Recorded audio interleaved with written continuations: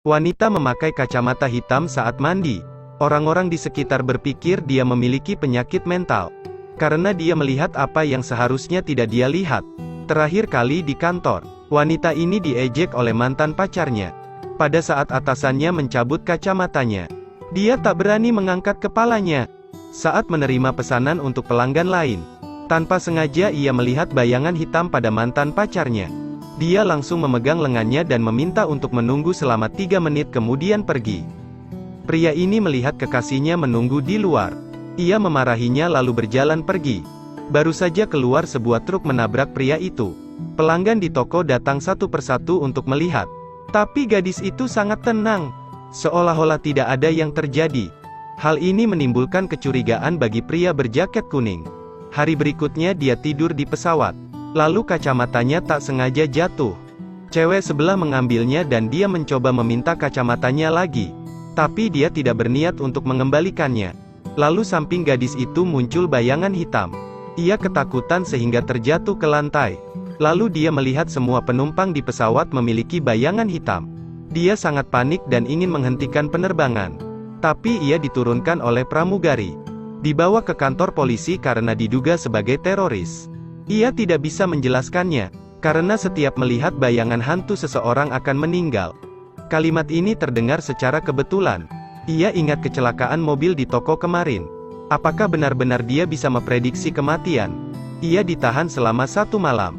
Hingga berita melaporkan bahwa tidak ada yang selamat dari pesawat. Lalu Mugang Tao sengaja lewat memakai mobil. Lalu mengantarnya pulang. Dalam perjalanan ia melihat bayangan hitam lagi. Lalu memberitahu Mugang bahwa orang itu akan mati. Tetapi ia tidak percaya, karena orang itu 57 kali melakukan itu. Dan hanya ingin terkenal di jaringan lalu lintas. Tapi benar pria itu terjun ke laut dan meninggal. Hal ini membuat Mugang mempercayainya. Dia benar-benar bisa meramalkan kematian. Cewek yang punya mata yin-yin dari bayi. Setiap melihat bayangan hitam pasti ada yang mati. Dengan sentuhan ia bisa melihat proses kematian tapi hanya bisa melihatnya saja. Ia ingin membantu lebih banyak orang. Malam itu polisi datang mencarinya untuk bekerja sama. Hari itu ia melihat bayangan hitam di tubuh pamannya. Langsung nekat menyentuhnya. Kini peluru akan ditembakkan dan membunuhnya di tempat. Heram buru-buru memanggil Mugang lalu mengajaknya ke rumah makan. Ia berpura-pura menjadi pesulap tapi Mugang gak percaya. Lalu melemparkan uang ke wajah Hera. Ketika paman itu mau lari Mugang menahannya di tanah. Menggunakan metode unik untuk melindunginya. Namun si pembunuh sangat mungkin membahayakan orang lain. Jika Anda ingin mengakhiri semuanya Anda harus menangkapnya. 2 orang tiba di tempat kejadian pembunuhan. Melihat seorang wanita mengalami sedikit serangan panik. Ternyata wanita itu selingkuh dari pacarnya di layanan. Lalu pacarnya mengancam, jika dia tidak mau bertemu dengannya seluruh keluarganya akan mati. Saat ini Mugang juga mempunyai rencana jadi wanita itu mau bertemu dengan pacarnya. Kemudian dengan cepat target muncul. Mugang sengaja berjalan untuk memulai percakapan. Tapi ketika pria tidak memperhatikan Mugang segera memborgolnya. Mereka menyelesaikan pekerjaan dengan baik. Selesai mandi Heram melihat 17 miscal dari Mugang. Lalu segera menelpon balik tapi tidak diangkat. Di kantor polisi pun Mugang tidak ada. Pada saat ini dia tiba-tiba melihat lencana pada si pembunuh. Awalnya ada 2 garis sekarang berubah menjadi sebuah garis. Jam juga berubah dari kanan ke kiri. Mungkinkah pembunuh masih ada? Tiba-tiba polisi menerima laporan berita terbaru. Mugang disandera. Saat ia menyerahkan telepon ke seorang tahanan. Ia disuruh ke panti jompo menjemput istrinya. Secara tidak sengaja ia melewati TKP. Lalu disandera dan ditembak oleh pembunuh. Saat dokter memeriksa mata Mugang, ia tiba-tiba membuka matanya dan mengacuhkan dokter. Dokter lari ketakutan tapi Mugang tersenyum dengan hina. Ibu Mugang sudah tiba di rumah sakit. Ia tidak percaya Putranis mati seperti itu.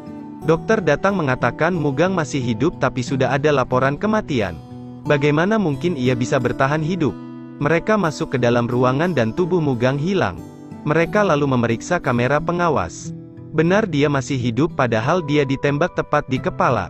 Ini sama sekali tidak logis. Di sisi lain Heram menyalahkan dirinya sendiri atas kematiannya. Dan memutuskan untuk gantung diri. Tepat pada saat mendorong kursi ia melihat berita bahwa Mugang masih hidup. Dia mulai sedikit menyesalinya. Tapi dia tidak mati karena keinginan yang kuat untuk hidup.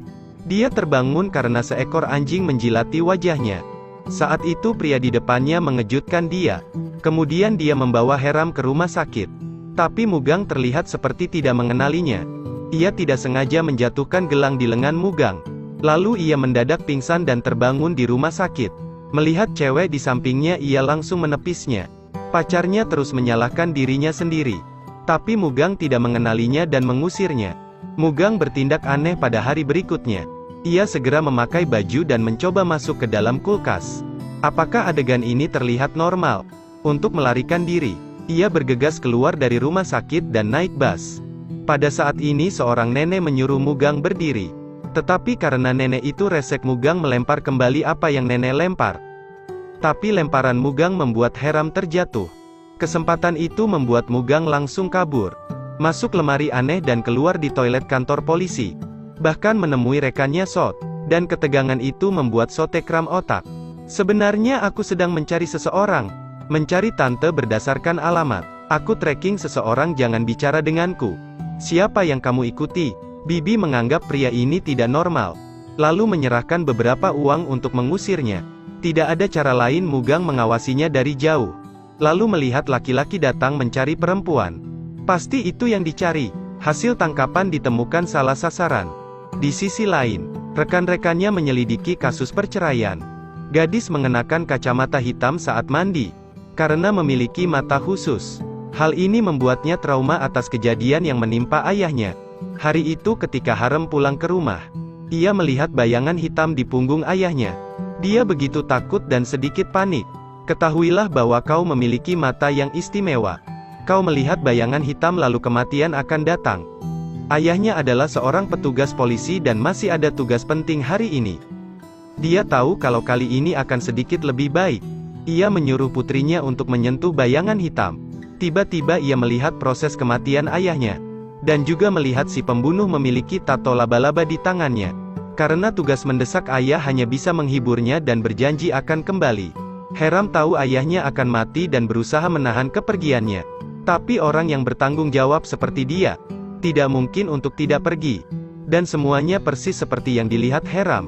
Ayahnya jatuh dari lantai tinggi dan meninggal. Ia menangis histeris ketika melihat jasad ayahnya. Lalu ia melihat pembunuh di tempat kejadian saat ini.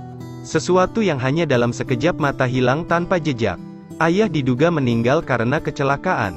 Beberapa tahun kemudian dia tumbuh besar. Dan ingin membalas dendam. Lalu bertanya kepada ibu mengapa waktu itu ibu tidak menelepon polisi. Jelas sekali ia melihat ayah dibunuh oleh orang lain. Tidak menyangka ibu mengatakan ayah pantas mati. Ibu merasa menikah dengan ayah Heram dan melahirkan Heram adalah sebuah kesalahan. Heram sangat putus asa setelah mendengar ini. Lalu ia kembali ke rumah dan menemukan ayah tirinya ingin mengambil semua tabungannya. Dan bilang kau adalah gadis yang tidak beruntung. Membiarkan ayahnya sendiri sampai mati. Heram menahan kakinya tapi tetap terlepas. Ini membuatnya putus asa dan tak berdaya. Tiba-tiba melihat gelang lengan takdir. Dan teringat orang yang selalu melindunginya waktu kecil. Dia sekarang seorang polisi dan pasti dapat membantu Heram. Namun kini ia berubah menjadi orang yang sangat jijik melihat jasad orang mati. Padahal dia adalah polisi yang berani makan di tempat operasi. Dan teknik pengeborannya juga dipuji oleh forensik. Pas Mugang pulang ia melihat kembarannya.